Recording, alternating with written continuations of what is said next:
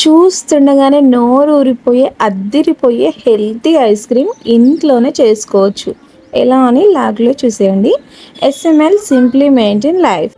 లో బడ్జెట్లో మనకు అందుబాటులో ఉండే ఫ్రూట్స్ అయితే బనానా అండి. ఇది అందరికీ తెలిసిందే.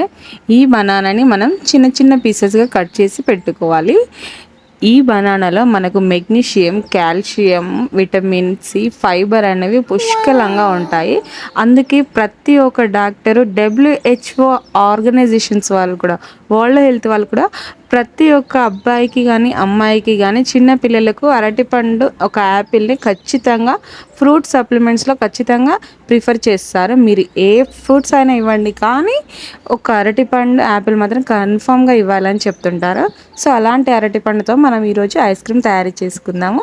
ఇందులోకి కాస్త డ్రై ఫ్రూట్స్, ఒక డైరీ మిల్క్ చాకో. ఎందుకు డైరీ మిల్క్ చాకో అంటే నేను వెనిలా ఎసెన్స్ లేదు, సో ఎసెన్స్కి బదులుగా నేను చాక్లెట్ వేసుకున్నాను.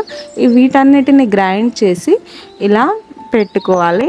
మీ దగ్గర ఉంటే ఇలా మోల్డ్లో పెట్టుకోండి. మోల్డ్లో లేని వారు మీరు బౌల్స్లో కూడా పెట్టుకోవచ్చు.